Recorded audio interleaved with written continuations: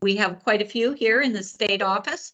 So I'm going to go around the room because you will not see them as part of their buttons. But I want to welcome everybody today. This is the second quarterly meeting of the State Technical Committee. We had one in October, and so appreciate everybody being on the call today. So with that said, if we can start with Dan Ludwig, and Dan, you can introduce yourself and we'll just go around the table of who's here.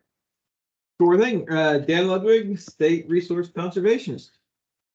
Good afternoon, Yuri Plowden, State Soil Scientist.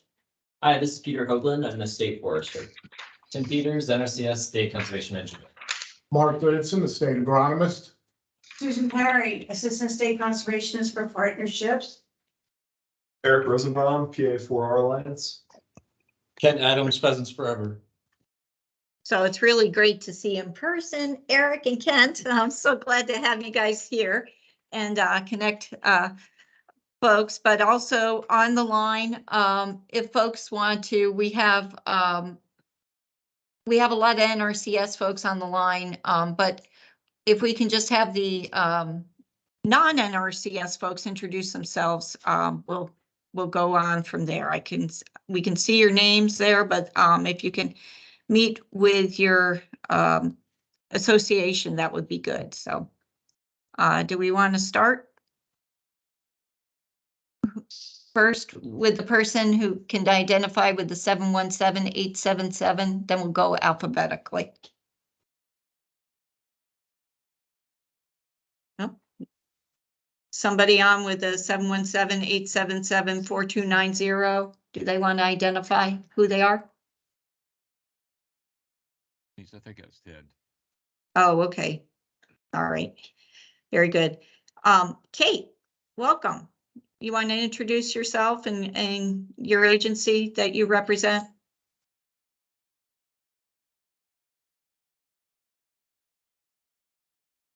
Kate Breesaw, are you on? All right. Doesn't appear Kate's on. Just Denise, just so everyone knows, everybody has been muted. They just have to unmute their mic. Oh, okay. Yeah, if you can just unmute your mic. Kate, are you on? Can you unmute your mic? She still may not be on. Moving on. Next, we can just go right down the road. Justin Challenger. Justin, you on? Hi, everybody. Yeah, Justin Challenger, State Conservation Commission. I am currently the Director of Financial and Technical Assistance Programs, but most importantly, I'm the one gearing up ACAP with my staff. So if there's any questions to that, I'll be able to answer them. Thank you. Thanks, Justin. Okay, moving on. David? David Kahn?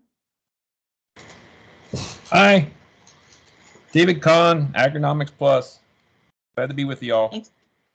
Thanks, David. Joanna Davis?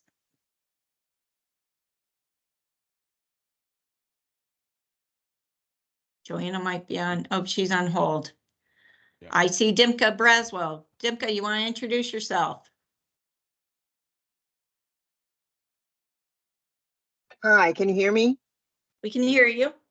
Okay, great. My name is Dimka Braswell. I'm the NRCS Subcommittee Technical Chair, Philadelphia County, and Philadelphia, and Co-Chair of Pittsburgh, and I am the Facilitation Cohort for Philadelphia Food Advisory Council, Urban Agriculture.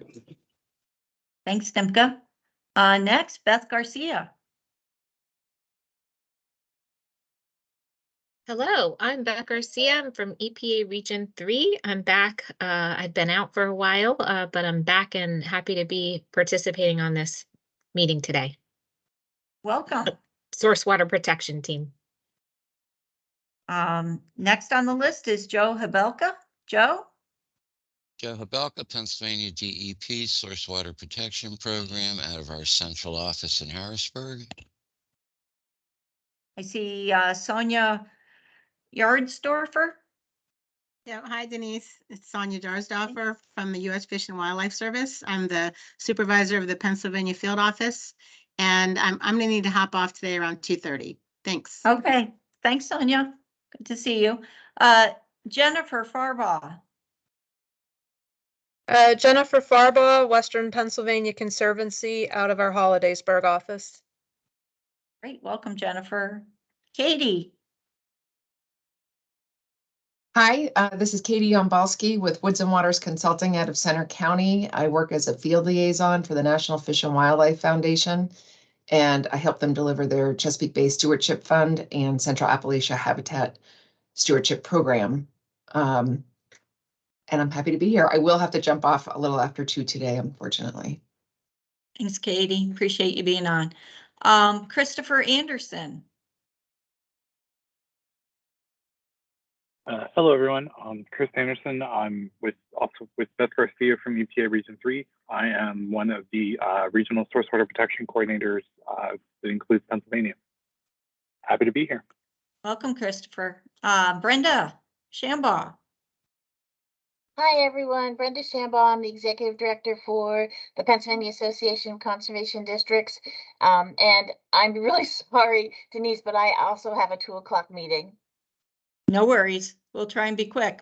Kate Breesaw. Kate, are you on? You were on mute before. Yeah, sorry. I was having some technical difficulties. My name is Kate Breesaw. I am with PADEP. I am on our Ag Compliance section group manager here. Welcome. And last but not least is I see Chris Sigmund's on the line. Chris? Hi, good afternoon, Denise. Yep, Chris Sigmund. I'm with Team Ag, and I do not have a 2 o'clock meeting this afternoon, so I'll be on for the duration. Thanks, Chris. Yeah, you're welcome. Thank you. Anybody that I missed on the list? Mark Roberts, Fish and Wildlife Service, Denise. Oh, hi, Mark. How you doing? I'm good. Welcome. Anybody else on that I missed? Hi, Morel King with Chesapeake Bay Commission over here in the Pennsylvania Legislature. Hey, Morel, welcome. Tommy Orich from PAGLC. Hi, Tom. Welcome. Thanks for joining. Hi, this is there Sarah Nicholas with ASA, Sustainable Agriculture. Oh, hi, Sarah. Welcome. Thank you. Anybody else I missed? Yes. Good afternoon, all. This is Wadia Gardner Vista with the Office of Sustainability, Philadelphia Food Policy Advisory Council. Good afternoon. Thank you, Wadia. Welcome. Is there anybody else? Yeah, Tom Stahl, Bureau of Forestry. Oh, hi, Tom. Welcome. Thank you.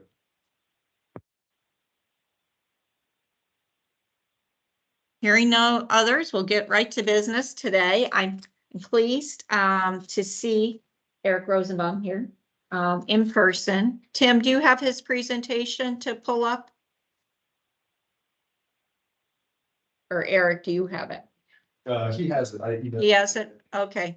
But do you want me to move closer to the microphones? Or... I will switch places with you. How's that sound? Okay. And you can drive right here. And Eric has a conservation innovation grant he represents Rose Tree Consulting. So we're very pleased to have Eric here today.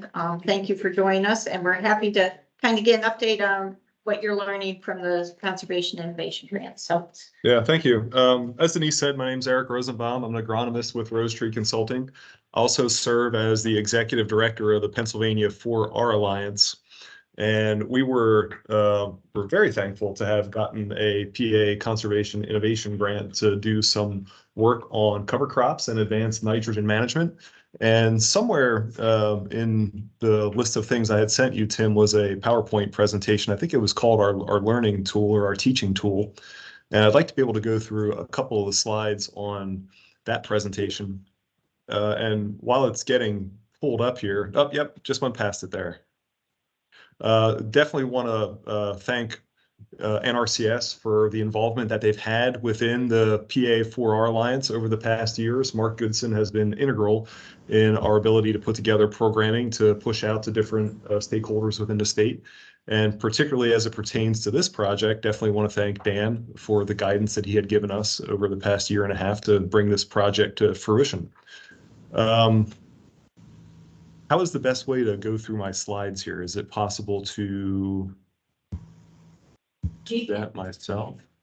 Share. And Tim, can you drop sharing and oh, I think the best way, because he's running it from his, no, Tim, I think Eric's just gonna have to tell you when He just says. to go to the next slide. Yeah. Okay, yeah, let's head to the next slide.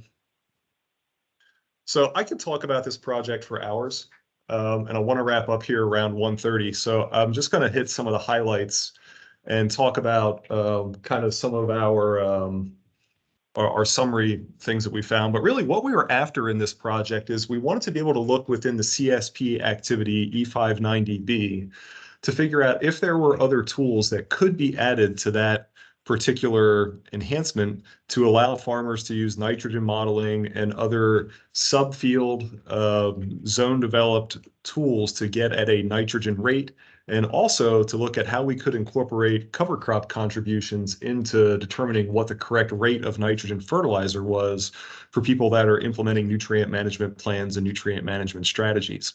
So there were two main components to this project. Number one, cover crop evaluation and modeling to determine cover crop contributions. And number two, system modeling to compare a nitrogen modeling platform, which would be a precision ag platform that farmers would use, to compare those precision ag platforms to what a AC 38 or NRCS 590 level of nutrient management plan would get them. So for the cover cropping, we had 20 farms that volunteered to participate in the program. And for the system modeling, we had about 83 fields that we did the comparison, comparing a nutrient management plan using the AC 38 template to what a nitrogen modeling platform could do within precision ag. And like I said, the goal here was to be able to provide enough level of confidence to NRCS that we feel comfortable modifying our E590B to allow nitrogen modeling as a cost shareable tool for farmers to use for whole field and subfield management of nitrogen applications. Let's jump to the next slide. So within that E590B, we did feel that there were a handful of missed opportunities within that E590B program. Number one, we're missing being able to quantify soil health contributions to nitrogen fertility. We're not integrating real-time data into those nitrogen recommendations. We're missing some opportunities to identify active lost nitrogen pathways that occur within farms, quantifying the total loss from each pathway, and being able to modify our initial plan based off of in-season decisions and some other things that pop up throughout the growing season. So we really feel like the E590 program is great, that it allows farmers to come in and manage nutrients on a field and subfield basis. But when it comes to nitrogen, there are some missed opportunities that we feel a nitrogen modeling program can help the agency do better on getting farmers to that right rate on both a whole field and a subfield management level. So let's jump to the next slide. These are our partners. When we think about our whole PA4R Alliance and the different partners that helped us out with the project, these were the partners that were integral in helping us move this project forward. Particular shout out to Granular, who was the company that gave us match to do the project. And that match came in the form of cash, as well as their science team to do a lot of the background work for us. So thanks again to them for helping us out. And let's jump to the next slide.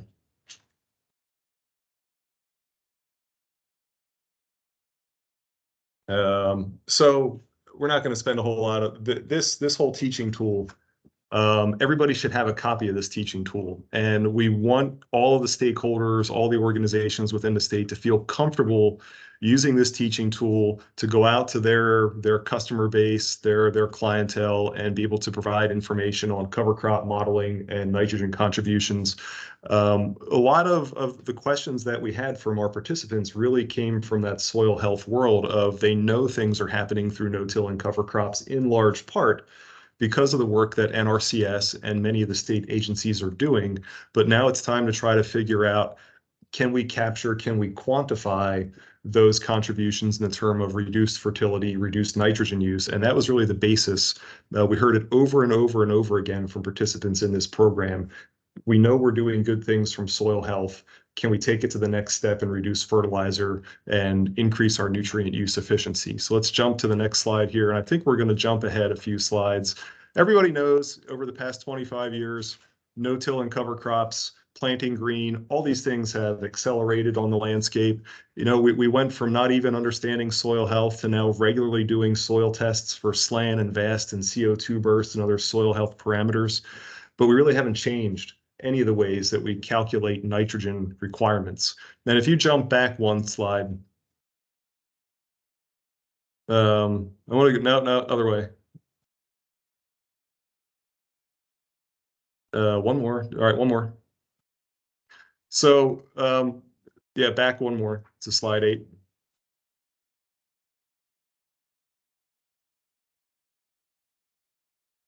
Yep, right there. So everybody should be familiar with this. That's the mass balance calculation in our Act 38 plan. And you know that when you do that mass balance calculation, you've got your double crop carryover, you have your manure history, you have your legume history. All those things are well documented within a mass balance calculation. You can look at a mass balance calculation in Iowa, in Oklahoma, in Illinois, in Maryland, in Virginia, you name the state, the mass balance calculations look about the same. Two things that most of these mass balance calculations miss is they miss soil organic matter contributions and they miss non-legume and multi-species cover crop nitrogen contributions. And as we move forward, getting people to adopt cover crops and getting people to focus on those soil health metrics, we really need to have a way to quantify those two things within a mass balance calculation or some other tool. And we feel that the nitrogen models that are out there today allow you to get at those two things, the soil organic matter contributions and the cover crop contributions. And so let's jump ahead and see where slide 9 or 10 gets us.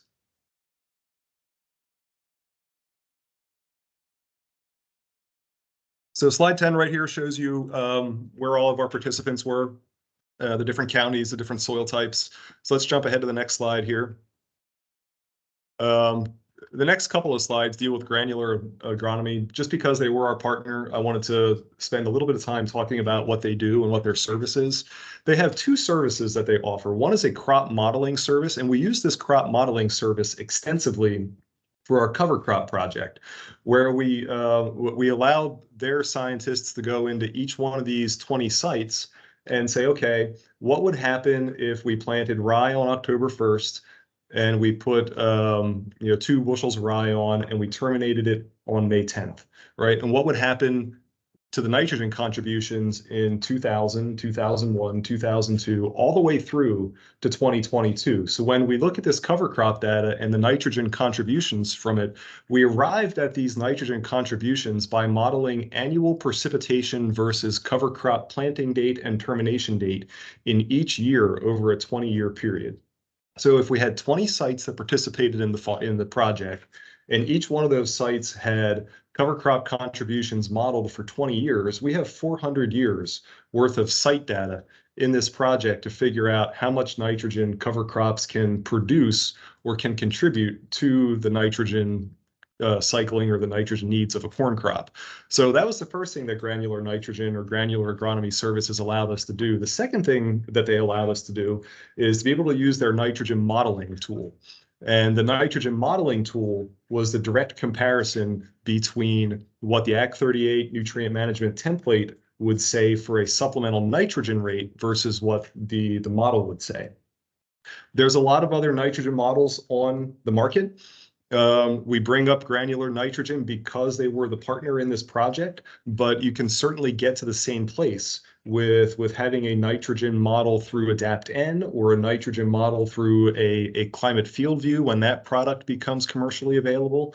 You're going to have the same level of confidence in doing those nitrogen models as long as the person using the model is qualified. And if NRCS were to change the E590B in order to allow TSPs or farmers to use nitrogen modeling as a tool, one of the criteria that we would suggest is make sure that the people that are using the model are, number one, certified as a TSP to write nutrient management plans and understand state level nutrient management guidelines. But then number two, are also well educated on the particular model that they are using, that they can make sure every single aspect of an ACT 38 plan or an NRCS 590 plan is fully integrated into the model. All the manure applications, all the legume histories, all the cover crop contributions. So those two things are going to be very important if we want the success. And if we want the outcomes to be right on nitrogen modeling, we certainly need to have people trained in those two things. Not a hard thing to do. NRCS already has trainings in place to get people up to speed on nutrient management. All of the nitrogen modeling platforms have trainings available to get people trained and get them up to speed on how to use the models. So let's jump ahead a couple of slides here. I think the next two slides are based off of Granular, and let's just skip through that. People can read their report if they have a couple of other questions. And let's go to one more slide here and talk about the cover crop biomass sampling project. So this one, we did 20 sites throughout the state of Pennsylvania on multiple different soil types, multiple geographies from southern Franklin County to northern Columbia County, and very different cover cropping strategies. We had people that were planting rye for cereal cover crops. We had people that were planting multi-species mixes. We had people that were intentionally planting late. We had people that were intentionally planting early. Things to keep in mind with cover crops: nitrogen production is only one goal, right? There's many, many, many different goals that people are going to have for adopting cover crops. Nitrogen production is just one of them. And so when I go through these slides, or when anybody is using these slides for educational purposes, please keep in mind that there's a whole host of reasons people are going to plant cover crops, and nitrogen contributions are just one. So as we go through the rest of these slides and you think about this presentation, keep in mind, I always have my nitrogen blinders on when I'm talking to people about this project. So let's jump ahead.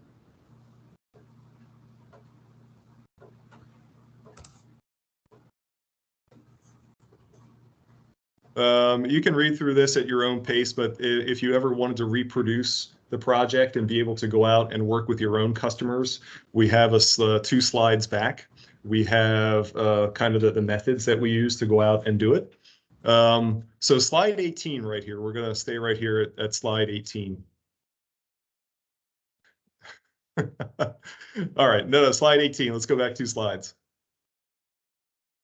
All right, so we're going to go through 3 different examples here real quick. We have a small grain cover crop that it was triticale. They planted it in October and they terminated it when that cover crop was about 15 inches tall. And you can tell it's 15 inches tall by looking at the surveyor flags in the picture. You can see it's 15 inches tall. You can see what the dry matter contributions are. You can see the different elements of a forage sample, the non-fiber carbohydrate, which is the sugars in the plant that rapidly cycle back into the soil.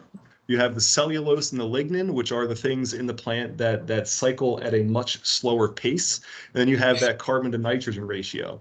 And if we jump ahead to slide 19, you're going to see a very similar picture and a very similar chart on a rye cover crop that was terminated when the rye was in full head. I'm 6 feet tall, that rye was over my head. But you can see the numbers for that. And let's go to the next slide, and you're going to see a late planted cover crop. And this would be something that was planted in mid-November.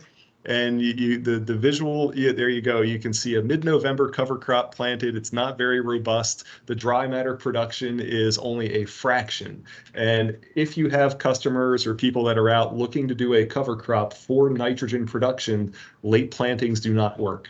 All right, we've got to have the earlier planting. So if you go to the next slide, slide 21 gives you a really great indication of nitrogen cycling and nitrogen contributions from a rye or grass cover crop. So, all right, can we go to slide 21? There we go. So we're comparing the vegetative, which was our triticale killed when it was about 15 inches tall, versus our rye, which was killed when it was 6 feet tall. The biggest thing to look at here is the difference. Go back one slide to slide 21. There we go, right there. The biggest thing to look at on this slide is that non-fiber carbohydrate. All right, it's not a number that most of us when we're out in the field working with farmers on cover crops think about, but that is one of the biggest factors in figuring out nitrogen contribution to a corn crop is that NFC. The higher the NFC number is, the quicker the nitrogen cycles back into the crop. The lower the NFC number is, most likely the higher the cellulose and the higher lignin that you have, that's where farmers are going to get into nitrogen tie-up, and they're going to be a little bit disappointed in their cover crop experience because their crops are going to be nitrogen deficient. So as we're educating farmers on cover crops, as we're trying to figure out what their goals are for putting a cover crop on the ground, keep in mind, as that NFC changes, as it goes from high to low, their experience in cover crops can drastically change too.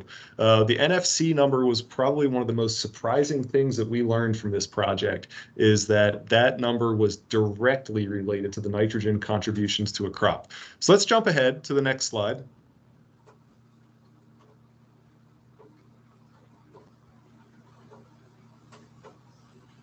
All right, so now we're looking at, yep, right there, uptake by grass covers on slide 22. And all I want you to do right here is look at the total amount of nitrogen taken up by both the vegetative and the Lancaster County site and the Adams County site. The Lancaster County site was the small cover crop. The Adams County site was the later cover crop. Both of them took up the same amount of nitrogen.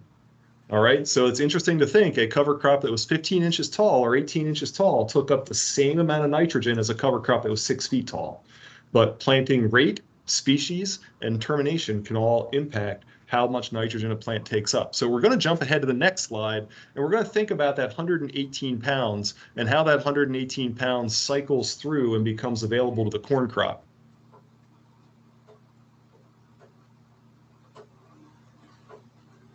And these are numbers right here, and we're looking at how the nitrogen becomes available. This was the crop model working for us, and it's figuring out how much nitrogen is cycling through a cover crop by silking. If a nitrogen is mineralized from a cover crop, by the time a corn plant comes into the reproductive phase of tassel and silking, 100% of that nitrogen is available for uptake. If nitrogen from a cover crop mineralizes between silking and black layer, it is debatable whether or not that nitrogen is available for crop uptake. And if it mineralizes after black layer, there is 0% chance that that nitrogen is available for crop uptake. So anything that becomes available through silking, you can quantify it, you can put a number to it, and we can say that out of the 400 sites, any of them that had a small grain cover crop, and we burned it down early, we were getting about 40 to 45 pounds of nitrogen from that cover crop to contribute towards the corn crop. If they were burning it down late and waiting until the heads came out, the available nitrogen dropped by 10 to 15 pounds. You can put a dollar value to that. If somebody is going to plant a cover crop and terminate it early, they can get $32 of nitrogen per acre out of that cover crop. If they're going to terminate it late, they're going to get about $25 an acre of nitrogen for that cover crop. That's economic data that any of us can take out to customers and say, look, I know you're in this cost share program for cover crop now. Once the cost share program ends, here is how you're going to cash flow that cover crop. Here is how you're going to find value from that cover crop. So we have this information in here for grass cover crops. We also have that information in here for multi-species cover crops. So please read through it. And I want to move on to the nitrogen modeling portion of it and spend about 5 minutes talking about the nitrogen modeling. So Tim, I think you're going to have to jump about 3 or 4 slides ahead. Nitrogen modeling as a tool. Let's jump 1 more slide ahead. What is a nitrogen model, right? And it's an online thing. You log onto your computer, you log onto your phone, and it's a GIS platform that integrates weather and whatever other kind of agronomic layer you can add to it. There's a lot of things that you can do with these models, anywhere from creating variable rate scripts to multi-year yield analysis, you name it, you can do it within these platforms. They're fascinating. You can waste a lot of time on precision ag and these models, but they're really fascinating. And there's a lot of different outcomes that you can get to help farmers make decisions on nitrogen management. So I want to jump ahead one more slide here. How a nitrogen model works. Doesn't matter what nitrogen model you're talking about, whether you're talking about the granular model or you're talking about Adapten, you name it, they all work about the same. First thing you're going to do is you're going to create, let's go back to slide 28.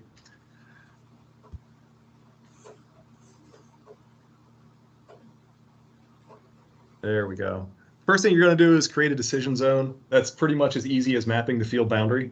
All right, once you map that field boundary, most of these platforms are going to bring in all the background data. If I map the boundary of a field, it's automatically going to bring in the soil data. It's automatically going to bring in NDVI for the last 3 years. It's automatically going to bring in topographic maps. I can overlay LiDAR maps. I can overlay any kind of remote sensing imagery that I have, EC maps, you name it. I can push in as much stuff as I need to from yield in order to create these management zones. But being able to create the management zone is very important and critical for people that want to do subfield management. We've got to have lots of different layers, accurate layers, in order to get to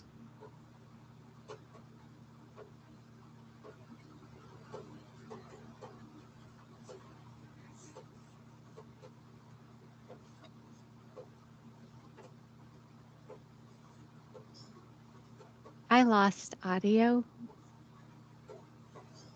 So did I.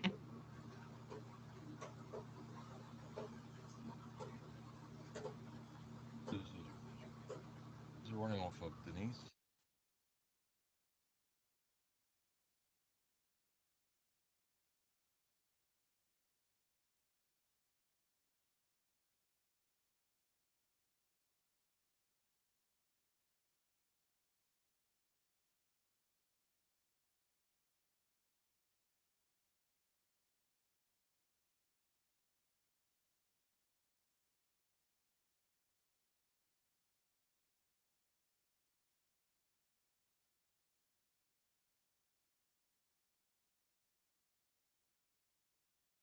Yeah, they can be able to hear you. Yes, thank you. Denise, you back on the line? Yeah. Yeah. Can you hear us now? I can hear you now. For some reason or other, you dropped out of the system. So, sorry. All right. Well, I'm glad we're still on slide 28. So these are the 4 steps for nitrogen models, right? You're going to put in your decision zone development. You're going to develop your layers. And then from that layers, you're going to put in all your background data. It's really important to get the yield data, the yield goals correct. Past manure applications, crop history, soil test data, soil texture. It looks a lot like an Act 38 management template, right? All the background information that you would need to write a nutrient management plan, you can take that data and put it right into the model as step 2. Where the models go a step farther is they start to look at, number 1, the dates of your applications. So if I apply manure on October 1st, it's going to start calculating volatilization, leaching, and denitrification losses on October 1st. If I have a rainfall event on October 3rd, the model captures that and calculates how much nitrogen I lost from that rainfall event. Same way with fertilizer applications. If I'm going to make a broadcast fertilizer application of urea on May 15th versus a in-furrow application of starter fertilizer on May 15th, it will calculate the nitrogen losses from those applications based off of the weather and the soil texture that's available. It also puts in all of your hybrid information. So when farmers are going out and planting corn, sometimes they're planting a corn that matures in 100 days. Sometimes they're planting a corn that matures in 108 or 112 or 120. Well, each different maturity has a different uptake pattern for nitrogen. So the models are overlaying that uptake pattern on our loss and on all of the inputs that we put in. And then not only that, it's overlaying weather as the final layer. So soil texture, loss patterns, and weather really give models a distinct difference between a mass balance calculation and some of the information that we can provide farmers. Let's go to the next slide. And I don't know that we're going to spend a whole lot of time on slide 29. So there's our field. Let's go to slide 30. There's our, now we're creating decision zones. Let's go to slide 31. Or the next slide. What's the next slide? There we go. That's what a model will look like for most of our people right here. where you have your field, your yield goal of 175 bushels. We have a relative maturity. We're planting a 105-day hybrid. We took a soil test in 2021 on the 1st of whatever, and we had 66 pounds of nitrogen present in the soil at that time. We applied manure on October 1st. We applied starter on May 3rd. We planted our corn on May 3rd, and we side dressed nitrogen in June 21st. It takes all that stuff into consideration, and it tells us that right now we have a projected nitrogen surplus of 7 pounds per bushel, or 7 pounds per acre, in order to meet our yield goal of 175 bushels. Probably not the most interesting thing in the model, but it is very interesting that the model can do that. Let's jump ahead to the next slide. From an NRCS perspective, and from anybody advising farmers on nitrogen, this part of the model really becomes interesting. And this is looking at nitrogen levels in the soil versus rainfall versus management. And not only that, but if you go to the next slide, it starts to look at some of the loss pathways that are existing in this field based off of the soil texture, based off of everything else, plus the soil organic matter mineralization. So we had to take a soil test in order to get this model to work. And it is going to quantify soil organic matter contributions based off of weather, soil temperature, and the soil type that we have. So something that our mass balance calculations are currently not able to do is incorporate that number. And if you go to the next slide, something that our mass balance calculations are not able to do is look at how losses are occurring. So it is going to quantify what the volatilization losses are from our manure and from our fertilizer applications. But not only is it going to quantify it, it's also going to be able to point out exactly the time of the year that those volatilization losses are occurring. So if you go to the next slide, it's going to take into consideration all the loss pathways. It's going to look at leaching. It's going to look at volatilization. It's going to look at denitrification. And if you look at this particular one, it is telling us we have 123 pounds of nitrogen that is leaching out of this field, right? We have enough nitrogen to meet our 175 yield goal. We have a Act 38 nutrient management plan that says that this farm is 100% in compliance. And the model is telling us that we are leaching 123 pounds of nitrogen, right? As an agronomist and as a technical service provider, the bells go off when I see this. That is my opportunity to go and talk to the farmer about what is the next step for best management practices for reducing nitrogen loss. I'm really thankful that you have an Act 38 plan in place. I'm really thankful that you're planting cover crops.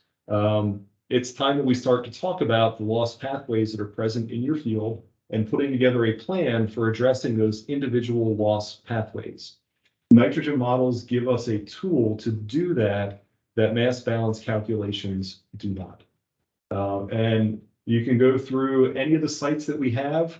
It was surprising that the loss pathways were not equal, depending on the geography that you were in, the soil type that you were in, the weather patterns that they were under. Sometimes it was volatilization, sometimes it was leaching, sometimes it was denitrification. But for each of those loss pathways, we can put together as agronomists and TSPs different personalized site-specific plans for them to address nitrogen loss that's occurring in their fields to help them further reduce the loss potentials that are occurring.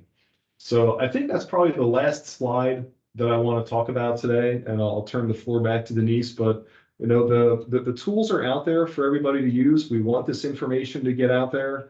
We want farmers to be able to use precision ag platforms to make field specific and sub-field nutrient management decisions. And nitrogen models certainly give us the ability to extend that conversation, to look at figuring what the right rate of fertilizer is on a field or subfield basis, as well as starting to talk about where those losses are occurring and coming up with a plan to address those losses and reduce them overall. So everybody has my contact information in the various things that we sent out today. Appreciate the time. And if you have any questions, please reach out to me. I'll be happy to answer them.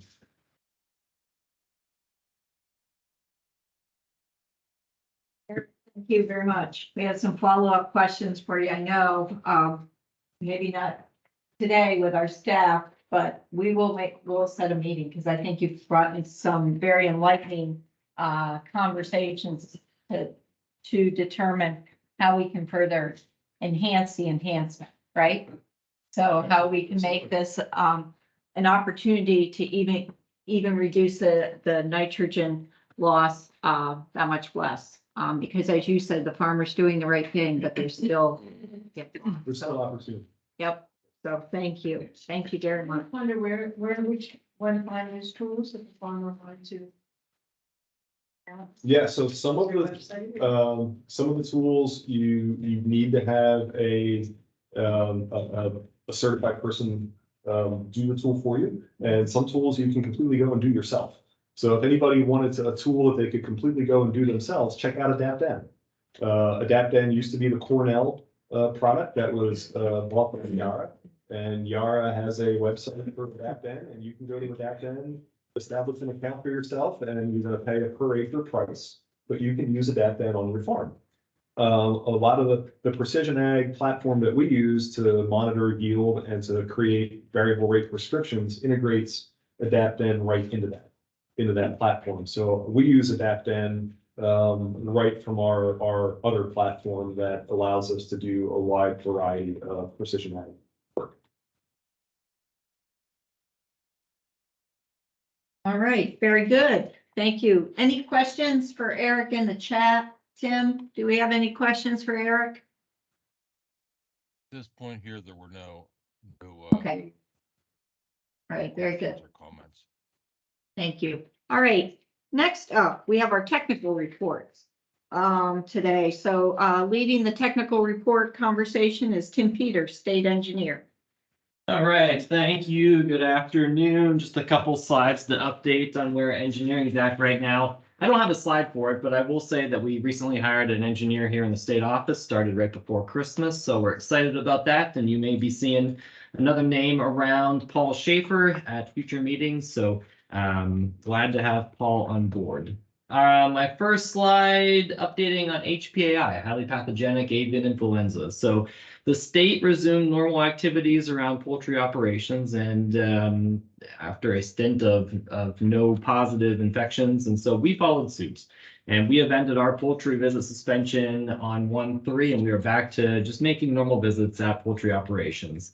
I will say, though, we are continuing good biosecurity. We would encourage everyone making farm visits to practice good biosecurity. So we do have procedures in place, and we are continuing to follow those regular biosecurity procedures, but we are visiting poultry farms. And who knows what HPAI is going to bring in the future. We're certainly hopeful that it's past us for now, but we're prepared to make changes if we need to. And if we need to go back to poultry visit suspensions, we will if we have to, but we're hoping that we are past that now. So Tim, go ahead. I always have standards to highlight as part of these talks, and certainly the case again today. We did send an email out, and I apologize that there was a duplication there. That was my fault. But we have 3 standards that we did release this week: 326 clearing and snagging, 356 dike and levee, 362 diversion, which is one that's commonly used across the state, and then 368 emergency animal mortality management. That one will be coming soon. That wasn't quite ready, but the first 3 were sent out with looking for comments due by February 15th. And I really do appreciate comments that come in. It's very helpful to us, and we want to make sure that we're putting the best standards out there that work well for Pennsylvania and meet the purpose of those practices. So go ahead, Tim, next slide.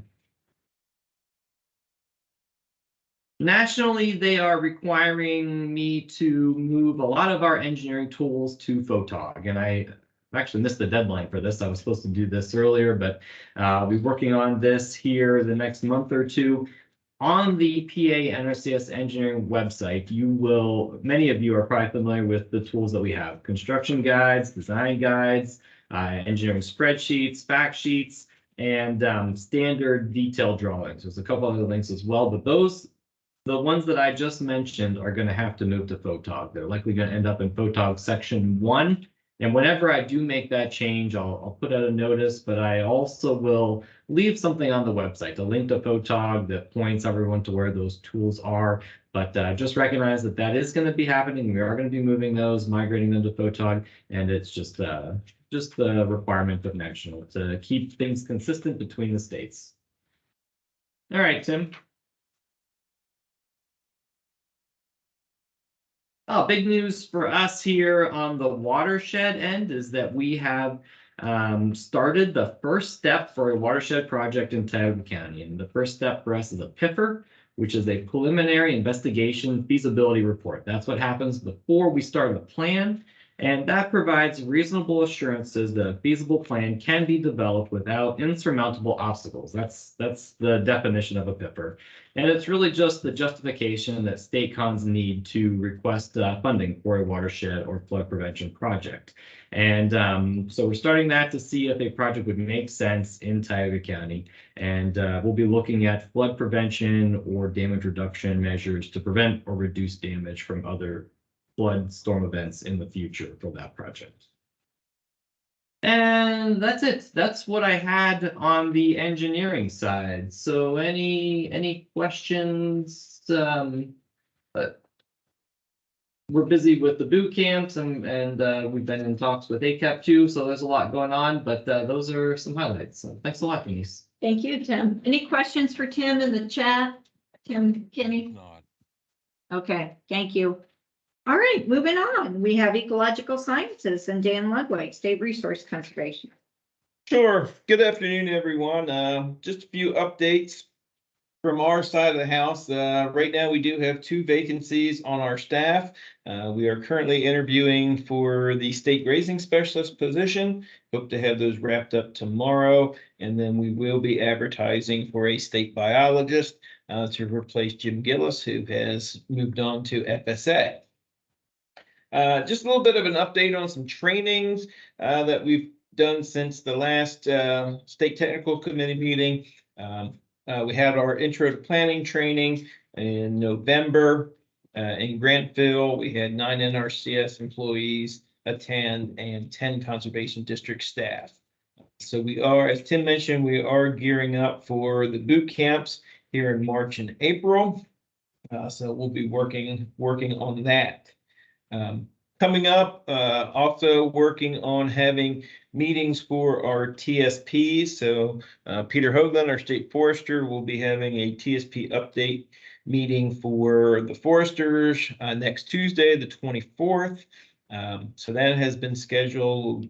Peter will be giving some updates and I will be going over some stuff with NRCS registry. And then Mark Goodson has tentatively selected St. Patrick's Day, March 17th, as the day for our CNMP update meeting for those TSPs. Hoping to maybe do that one in person. It's been a while since we have been able to get together. So trying to put together, that's probably going to end up being a nice robust agenda for that. So keep your eyes open for any of that. Seems to have Tim mentioned conservation practices. I do have an update on what will be coming out and what our staff will be working on this year. So feed management, practice code 592, field operations and emission reduction, that's code 376, for forest farming, code 379, grazing land mechanical treatment, code 548, tree and shrub pruning, code 660, and wetland creation 658. And then another addition is going to be deep tillage 324, fire break 394, forest stand improvement 666, fuel break code 383, riparian herbaceous cover 390. Soil carbon amendment, that was one that was an interim practice standard, 808. Probably looking at adopting that practice here in Pennsylvania in the coming months. Upland wildlife habitat management 645, wetland enhancement 659, and wetland wildlife habitat management. So over the next couple of months, be looking out for those. As Tim, just like Tim said, we do appreciate comments and feedback on those standards. One other thing, we do have some current interim practice standards here in Pennsylvania. We have rolled out in our EQIP program offering financial assistance for our interim practice standard 810, which is called annual forages and grazing systems. So this gives grazers an opportunity to look at meeting forage shortfalls either during the grazing season or before or after the traditional grazing season. Also looks at the ability to integrate livestock on cropland with cover crops. So that's been popular over the past several years. We do have interim practice 812, which is raised beds. That's going to be definitely available in our urban areas. That raised beds is tied to soil contamination. And then we have practice code 821, which is low tunnels. So we've had high tunnels for many years, but now we have adopted the 821 standard for low tunnels. So again, it gives crop producers and specialty crop producers some more options for their operations. And the last one that we'll be rolling out is code 823, organic management. And that ties to the chief's initiative for organic operations. So that will be coming out as well. Other than that, again, just I do serve as the TSP coordinator. So a lot of work has been tied up in working with our TSPs and trying to sort out the definition of what an NRCS TSP is and the term TSP that's kind of used generically. So that's been quite a workload for a little bit, but we'll get it figured out. Thank you, Dan. And so all of those practices are available for 2023 contracting, correct? Except the organic? Except for the organic. Nationally, they are still working on getting the payment schedules. But the word on the street is those will be coming in the next couple of weeks. Very good. So folks, especially with the consultant, Eric, if you're here, there's a lot more opportunities for producers to receive cost share payments on those particular interim practices. And what that means is it's interim at this point in time. It may go to be a final practice standard eventually. So, but we do pay on those interim practice. Right. I guess one other thing I'll bring up, since you mentioned more opportunities. So the 376 practice field operations for emission reduction, that's looking at air quality and particle reduction. So we've had this practice for a number of years. This year we added it to our payment schedule for EQIP.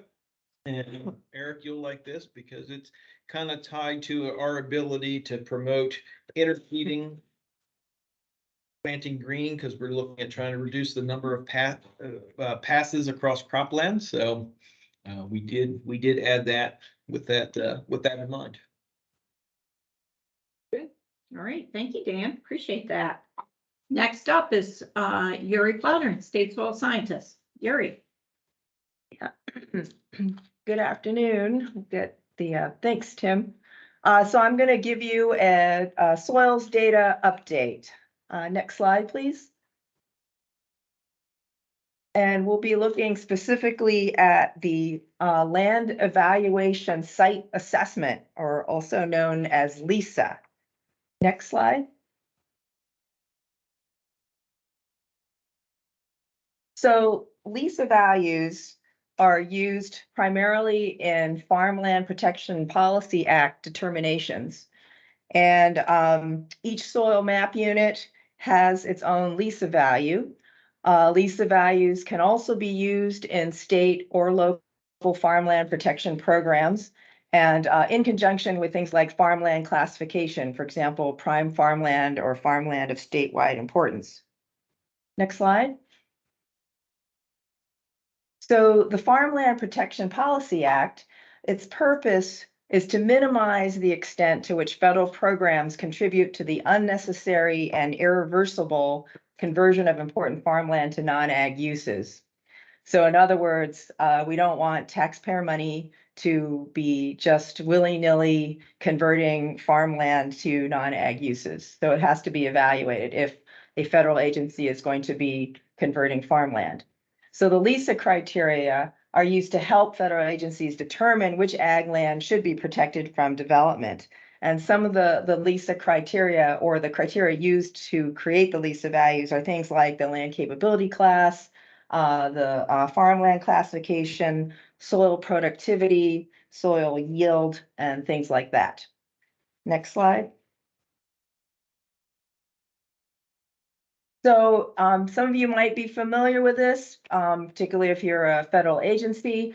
The federal agency, let's say, for example, rural development wants to fund a wastewater treatment plant. So they would fill out this AD 1006 and send it to NRCS. They would fill out certain parts of it, parts 1, 3, 6, and 7. Whoops, I have a typo there, sorry. We would use the LISA value is the LISA system is the land evaluation system that would be used. And NRCS would be responsible for other parts of it, which would include determining the farmland classification and then making a calculation on the relative LISA value for that project. Next slide. So these were the old lists that were on EFOTOG. The LISA values in Pennsylvania underwent a thorough update back in 2016. And the state soil scientist at that time sent the updated list to each county's conservation district and farmland preservation board to get their concurrence. And then these updated tables were posted in EFOTOG. And so you see that list, there's the map unit symbol on the left, and then the map unit name, the land capability class, and then the LISA value is the far column on the right. And the soils are grouped from the best farmland soils down to the ones that aren't used for farmland. So the best farmland soils will have an RV of 100, and then it goes down from there depending on the productivity of that soils. Next slide. So just keep in mind that soil survey data undergoes continuous updating and is refreshed every year. So this can result in new soil map units being added or some being deleted. And so the soils data had not been examined for these changes since 2016 with respect to the LISA tables. And the data has undergone a lot of changes. So we created a tool that will allow me, the state soil scientist, to review changes in soils data from year to year. And when new map units appear, I can assign LISA values to them. And the LISA values I would assign would be based on whatever the soil had been before the previous correlation. And I would also look at farmland class, land capability class, crop yield, and similar soils in adjoining counties. Next slide. So where to find this? You go to EFOTOG, you go to section 2, click on soils information, where that blue arrow is. Next slide. And you'll get on the left-hand side, you'll get a drop-down list of all the counties in Pennsylvania. And when you click on one, like for example, Adams County, then on the right will pop up the LISA tables. And you have one table that's sorted alphabetically by map unit symbol and another table that's sorted by LISA values. Next slide. So this is the new lists. They're all consistent now. So you'll have map unit symbol, map unit name, land capability class, and then these new lists will also give you the farmland classification as well as the LISA relative value. Next slide. Next. So that concludes my presentation. If you want more information about the updates in your specific county, please don't hesitate to contact me. Yuri Plowden, State Soil Scientist. Thank you. Thank you, Yuri. And just this came up because there was a request by a local farmland preservation board to evaluate. Yeah, and so farmland classification and then this came up too. So that's how that came about. So thank you, Yuri. Appreciate it. All right, moving on. Next. That ends our There, oh, sorry, Tim, thank you. Next, we have our partnerships and easement programs report. And Susan Perry, our new assistant state conservationist for partnerships, can provide an overview. So welcome, Susan. Yes, and I'm going to yield my time to two people. Dimka Braswell will give a Urban Ag Subcommittee report, and Melissa Hanner will give an easements report. So Dimka, when you're ready. Okay. Sorry, I'm just making sure I've got the right thing. Tim, you don't have to bring up anything. You can start the one on the left you had up before. It's fine. Oh, That's Susan, good, real Tim. quick, are you gonna do the job announcement? Excuse me? Are you going to do the job announcements, or do you want me to do that also? You do what you're comfortable doing and I can fill in the gaps. How's that? Okay, because I've got a couple people sending me some more from Pittsburgh Grow. Well, to start off with, we will, it looks like we'll be getting the Farm Services office sometime in the spring. It looks like there's some hiring and some contracting going on for that for Philadelphia. Food Advisory Council unfortunately had to move the first open meeting for urban agriculture to next month. We just found out, I think it was yesterday and today, we have 2 new hires at the office. I mean, 2 or 3 new hires at the Office of Sustainability. So we're onboarding some new people. And I did want to highlight that Pittsburgh Food Advisory has advanced a lot of recommendations and policy for Pittsburgh and Haywood and those areas. And please check out their website as well as Pittsburgh Grow. And for now, I think that's all that I really had, because like I said, they just text me and told me some more information. So. Well, then I'll go ahead and report out for the subcommittee. Unless you'd like to do that, Dimka, with those talking points that I sent to you. The Urban Ag Subcommittee met on the 13th of December. 20 people were attending, and speakers presented on several different topics. And one was agribilitypa.org. Abby Spackman has done a lot in Pennsylvania with assisting people with diverse abilities in agriculture, and she outlined how she could help in urban ag environments. And we had Stefan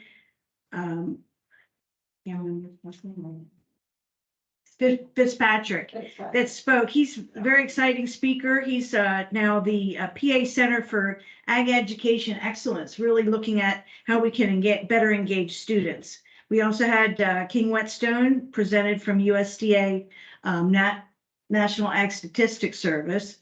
And Dimka spoke briefly about a couple of positions that are being posted and hired to work on urban ag and equity issues in Pennsylvania. NRCS will be posting a statewide outreach coordinator to fill in behind Abigail Appleman, who some may know. Chesapeake Bay Foundation has an RFP out on their website for 2 contracted positions. They'll be contracted for diversity, inclusion, and equity within agriculture in the Bay region. One is for outreach and one is for technical assistance. And PASA announced on our meeting that they hired the first urban ag technical assistant, and that has been hired for statewide in Pennsylvania. Also, wanted to make sure everyone knew there's an urban ag track at the Mid-Atlantic Vegetable Conference this year. That's on Tuesday, the 31st of January. And we discussed the practices. You can bring up the practice list if you would, Tim. Small scale, it's named. Yes, we did. You can't really see it, but there are a number of practices now available for small scale operations, which would include urban ag. There are a couple that have been pulled for this year because of the application of them nationally. Was noted that there was some improper assignment of scenario funding. One of them is 382, which is fencing for 1 acre or less. That was pulled for this year and will be posted again. And the other one was irrigation water management. So those were noticed nationally, and we were told by Ron Cornelius this past week that those have been pulled from the field office tech guide and from the pay schedule. I think there's a couple major things in that these have all been added for small scale and what we would say urban producers. So the list is long. If you can scan down a little bit, Tim, and show everyone the list, that there's a lot of opportunity for people to utilize and get a higher payment for urban practices, because we're taking into account transportation as well as, you know, the fact that some of these people are not going to get materials from a big supplier. They're going to go to Home Depot or something else. So just a little bit about that. The other thing, Susan, to add is that we have added the USDA Service Center to Philadelphia. And I'll let Susan talk a little bit about that. And then we'll talk a little bit about the vacancies that Dimka brought up, because I think it's important we explain how our people are going to Service that, yeah. service that area. Yeah, great. Thank you. Thanks for that clarification, Denise. So another point, for the Urban Ag Subcommittee, the next meeting is March 14th, and we'll make sure everybody has access to that if they're interested in joining. They have good attendance. And by the way, all of these attachments will be posted on the website at the link that Ted always provides. So if you could bring up the map now, okay. This is another thing that was talked about with the Urban Ag Subcommittee, was really looking at expanding. We started out with Philadelphia being an urban hub. That was part of the Chiefs initiative. So that, again, the service center lease has been finalized.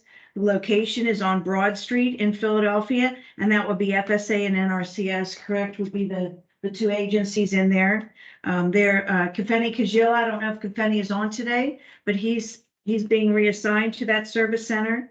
And if you'd like to, there's another GS11, I believe, soil conservationist that will be hired. Yes. Is what Shazette had mentioned. So Kafeni Kahela will be the GS12 soil scientist assigned to service Harrisburg and Philadelphia. We have a lot of questions, mostly in the urban areas, of what soils, where can we plant, right?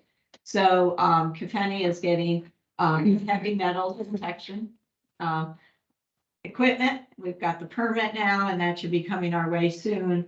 But we will be doing a lot of soils work in the Harrisburg and Philadelphia areas. So Kafeni has been assigned to those two locales.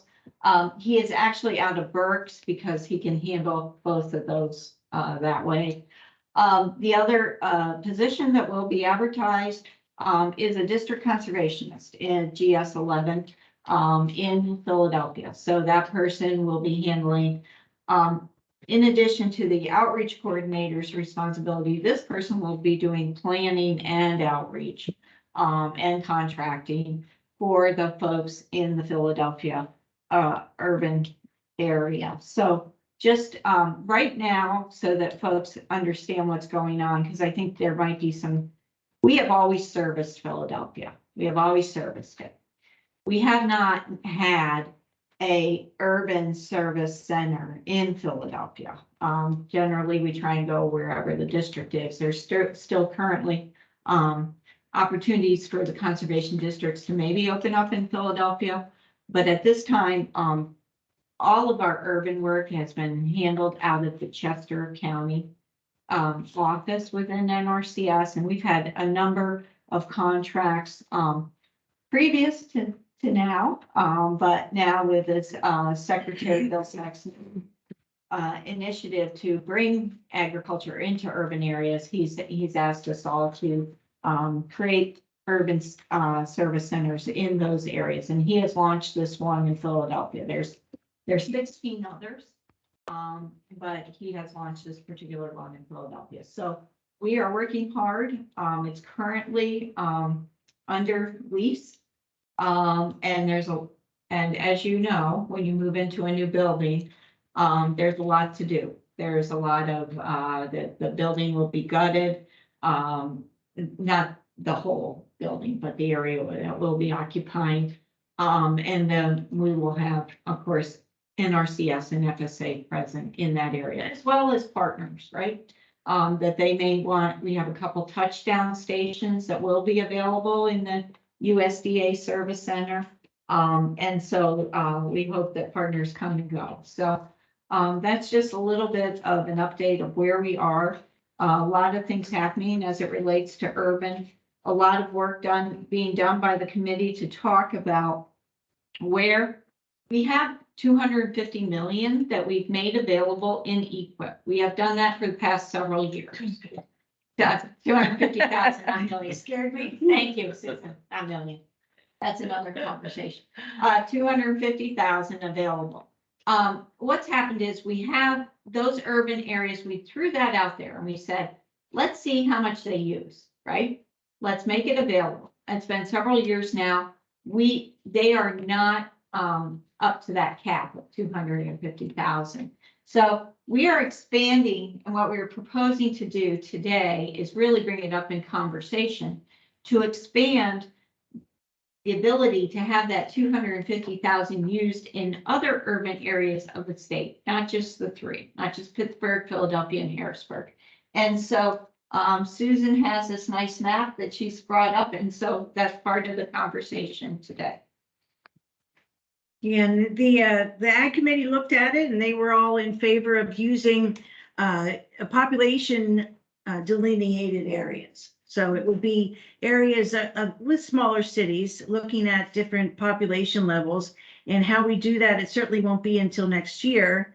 So we're going to develop criteria and look at expanding those areas into smaller cities. The only other thing, Tim, is there any question or conversation on that? So those cities will be what we're looking at, probably Erie, Scranton, Wilkes-Barre, Reading, and potentially Lancaster, as the well as areas in red. Allentown. So, Yeah. Allentown, Bethlehem area. So, very good.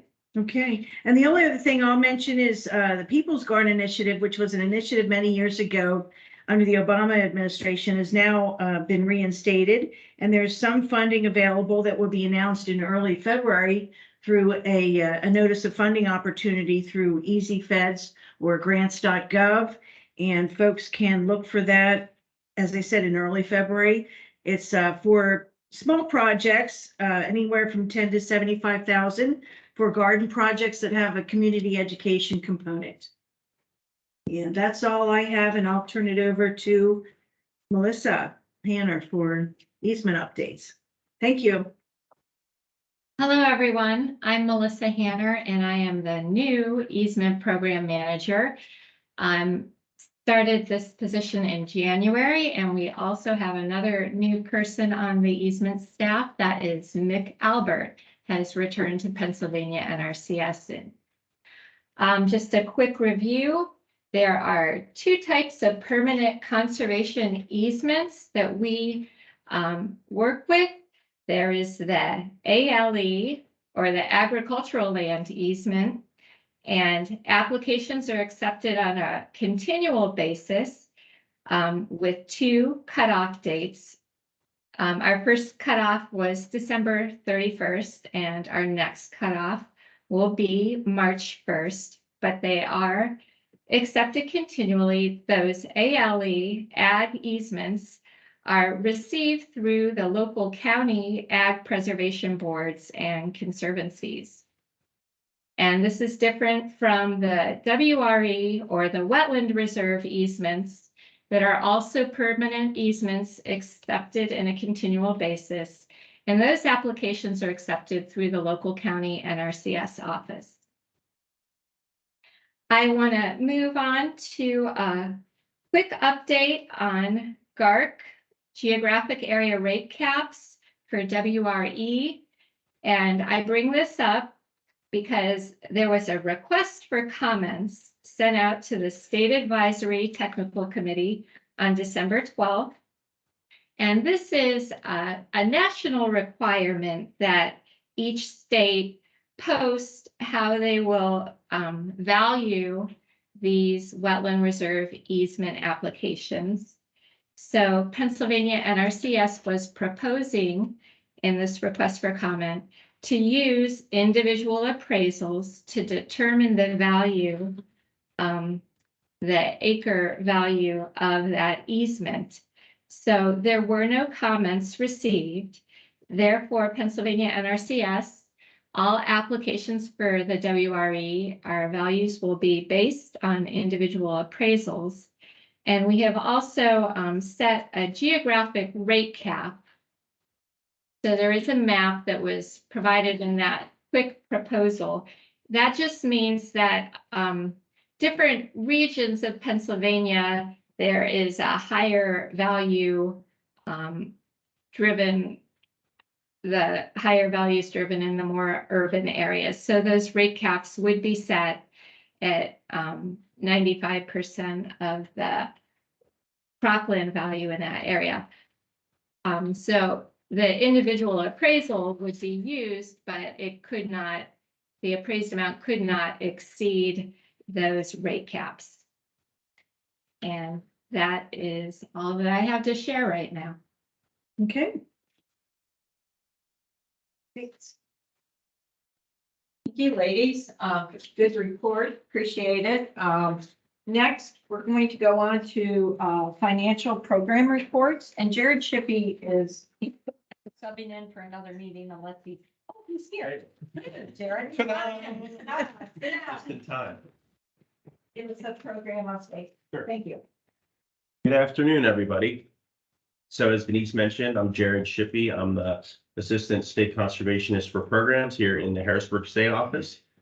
And the only update I had was on the CIG. So currently we have about 40 active CIGs for about $800,000. And Mr. Rosenbaum is still here. There you go, Eric. So Eric's presentation was due to a CIG, an active CIG that he completed. So thank you very much for being here to speak on that today. Appreciate it. With that said, so we're moving right now on our Farm Bill programs, and Brian and Melissa Erdman and Adam Dellinger will be able to update everybody on those. Melissa Erdman is the DC in Juniata County, so she's pinch hitting while Ashley is on detail in Delaware as the acting CSP program manager. So with that said, I can go ahead and turn it over to Ryan for his update on EQIP. Good afternoon, everybody. Yeah, I just got a couple slides here. We're in the middle of ranking, and we'll be making some selections here soon. But so Tim, you can go to the next slide. So for FY23 in EQIP, in our general EQIP allocation, we were allocated a little bit over $24 million. For Golden Wing Warbler, we were allocated $425,200. And for the NWQI program, we have been allocated $1 million. In AMA this year, we were allocated $200,000. And yeah, like I said, so currently we're ranking first round EQIP and AMA applications, and our internal ranking deadline is tomorrow, Friday, January 20th. And we hope to be starting to make some selections next week and start getting some contracts done. But you can go to the next slide, Tim. And then this slide is just a reminder of our sign up deadlines and eligibility timelines. So you can see that right now, if someone were to put an application in, they would be considered a third round sign up. And the eligibility timelines is just time for them to be able to get their eligibility finalized over at the Farm Service Agency. But that is what I have. I will have much more information to go over come April at the next one here, but we're just sort of in the middle of things right now. So unless there's any questions, I will turn it over to Melissa. Okay, hi everyone. Can you hear me? We can. Okay. I am on day 16 of the detail, so I don't have a whole lot to report on, but just a couple of highlights. We have some activity in CSP early on in our fiscal year. We obligated 62 renewal contracts for 2023. Those were all obligated before the parent contract expired on December 31st. So those 62 contracts obligated $2.7 million across 19,000 acres in the state. And then moving on to CSP 2023 Classic, round one applications were due January 1st. And then most of the activity for CSP this year is going to be happening in the month of March. So our eligibility and screening and meeting with applicants to look at new activities is all going to be happening in the month of March with new contracts being signed into the end of June. We are doing some CSP area-wide roundtable meetings. We already have 2 scheduled in the month of February, just to meet in each area in person to talk about updates, question and answers type thing, and then also to try to look at a statewide strategy to increase the number of applications by looking at popular enhancement suites that are adopted, and then hopefully having a good discussion on how some counties can use those enhancement suites to sell the program to their farmers. So those will be happening in February, and that's all I have.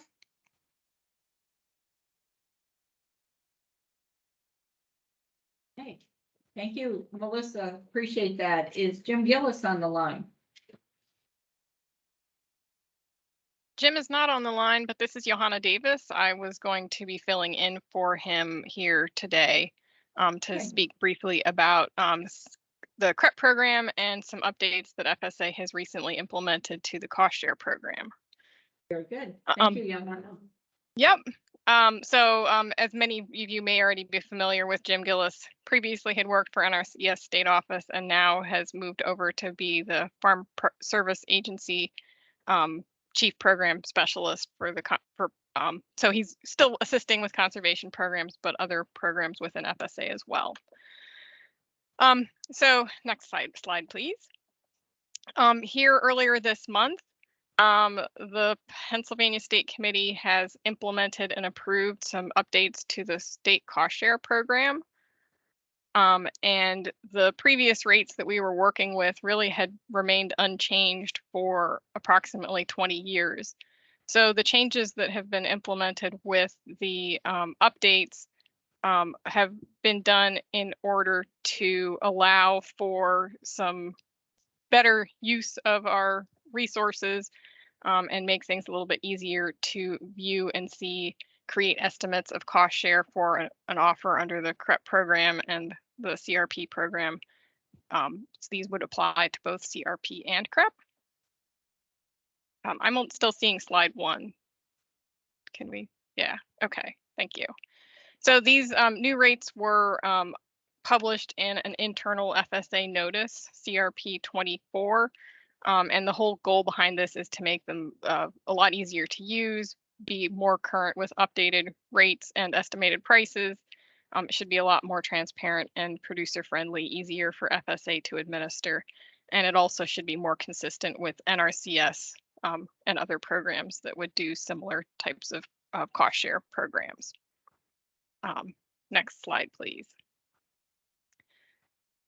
So the whole concept behind these updates was to try and closely align the FSA CRP program cost share a little bit better with what NRCS is already using and utilizing payment scenarios to a large extent.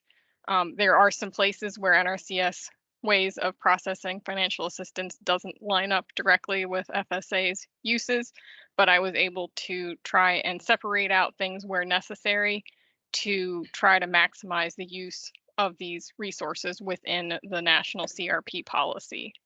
I would like to note that the updates to these rates do not change anything that's in the actual Pennsylvania CREP agreements. So the rates that are applied for state cost share through DEP have not changed with these increases. Slide 4, please. So some examples of how this should be easier. There are fewer and smarter components, which should make it simpler and more transparent to understand the process, both for FSA, our technical service providers, and the producers. For the most extent possible, components are all in a per acre basis rather than some things being in pounds, other things in acres and whatnot. And the process should allow it to be a lot easier to understand how estimated maximum eligible cost share would be available to a producer. Slide 5, please. So this is just an example. On the left-hand slide is sort of an example of all the different components that might have been involved with a riparian forest buffer installation project. You can see there were a whole bunch of different things, and some were in acres, some were in pounds, some were in per each. And it made for a very complicated process for figuring out and calculating cost share. And with the updates to the policy, that has been simplified and streamlined to bundle a bunch of components together into larger activities. And it's worth noting that the possibilities here is not necessarily the same cost shareable items are still available within each of these bundled components. It's just so no payment opportunities have been lost. They've just been restructured. And this is just an example. Obviously, there are other practices within CRP as well. Next slide, please. So again, this was really just for some information about what's happening within the program. Certainly, if anyone has any questions, feel free to contact me. Otherwise, CRP and CREP are currently available as ongoing offers, and there should be some announcements coming out from National Office about general sign up and grassland sign up in the coming weeks and months as well. Thank you. Thank you, Johanna. Okay, moving on. Next on the agenda is Adam Dellinger with Regional Conservation Partnership Program. Adam. All right, thanks, Denise. Good afternoon, everyone. Yeah, real quick update for you today on RCPP. Next slide, please, Tim.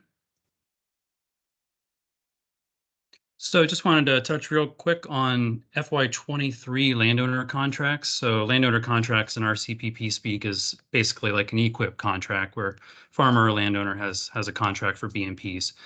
So as Ryan alluded to earlier, we are on the same schedule as EQIP and AMA for accepting applications this year. So we are in the middle of round 3 right now, and the next cutoff date for applications will be March 1st, 2023. We have currently 3 projects right now that we are accepting applications under. The Buffalo Creek Watershed Conservation Alliance project that is in Western PA, Armstrong, Allegheny, and Butler counties. The Lancaster Common Agenda for Clean Water, that project is focused on Lancaster County. And then the Turkey Hill Clean Water Partnership Project. As you can see, there's a number of counties there in the Chesapeake Bay and Central PA area. And so these projects are ongoing, they're funded, we're accepting applications right now. Go ahead, Tim, next slide, please. You may remember from previous presentations, there were 2 projects funded last fiscal year to be our newest RCPP projects. And the first one with PDA, the Farmland Preservation and Climate Change Mitigation Project, we're currently still working with them to negotiate the overall partnership agreement, or PPA, that will basically describe how we work together with each other on this project. So that'll be done in the next month or 2. And then once that PPA or agreement is complete, we'll be able to start moving forward with the project. Second project with Chesapeake Conservancy, the strategy to rapidly restore ag-impaired streams in Central PA. That project, we are also still in the negotiation process on that PPA, but we are very, very close to having it done and ready to be reviewed and approved by the national level staff. We do anticipate being able to have an announcement for being able to accept landowner contract applications under this project soon, and that will be a March 1, 2023 cutoff. But for this project, because it's just getting started, that will actually be round 1 under that project, not round 3 like the others. Next slide, please. And just a reminder, if your organization may be interested in the RCPP program, we will have another notice of funding opportunity for fiscal year 23. Expect that to be published in a couple of months, late winter, maybe early spring. And we'll have at least $300 million nationwide. And half of that money will be dedicated to projects contained within our critical conservation areas, as outlined here in the colored polygons on the map. The other half will be set aside for statewide or multi-state projects. And RCPP projects can be up to $10 million and last for up to 5 years. So next slide, please. If you have questions about that opportunity, here's my contact information. Feel free to reach out and we can discuss your project ideas. But we won't have all the details about priorities for the program and so forth until that official notice comes out, again, in a couple months. But if you have any questions, feel free to reach out. And that's all I have for today. Thank you, Adam. Appreciate it. Okay, that concludes the State Technical Committee discussion today. We have any, at the end of this meeting, we usually ask for any other topics for discussion for the following meeting. Is there anything that folks would like to discuss for the next State Technical Committee or highlight?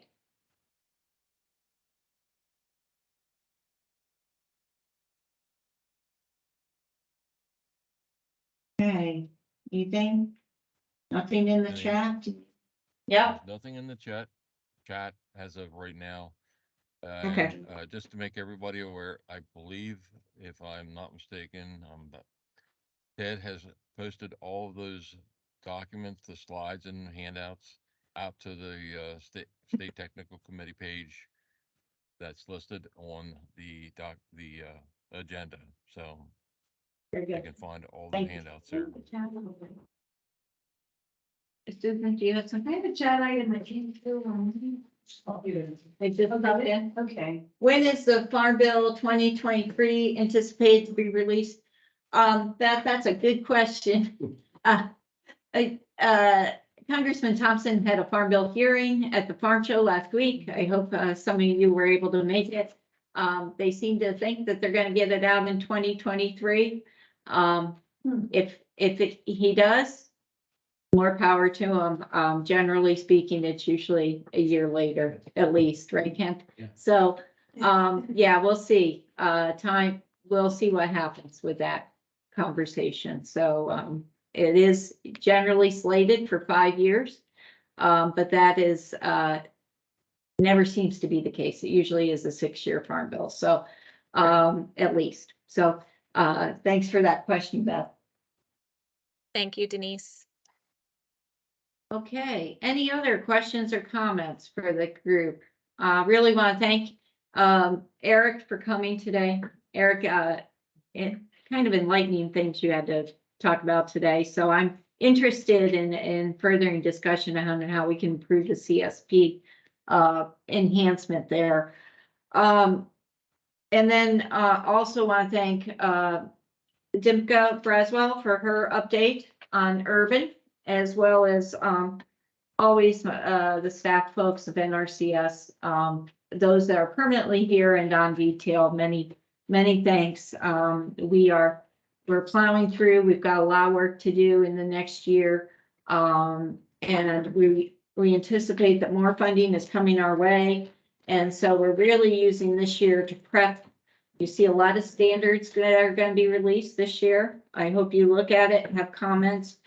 You're going to see a lot of programmatic streamlining, we hope, that will happen. We anticipate, some of you may see the slug of money and say 24 million. That doesn't seem like a lot for EQIP. We anticipate that we're going to get more money within the next few weeks for some of this climate smart practice money. Of course, And we'll be looking for additional signups when that happens. So stay tuned. We were hoping that we were going to get this sign up before December 1st.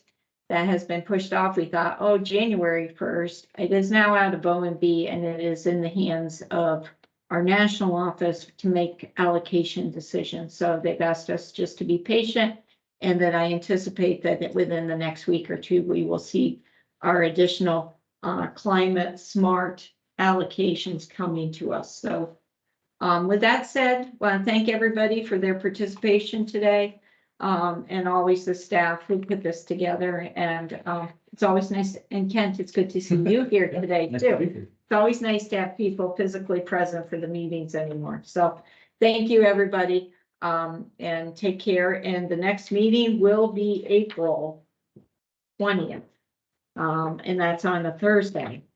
So please put that on your calendar, and we'll let you know as soon as we have a speaker. Hopefully we'll have another guest speaker on. So thank you, everybody. Take care.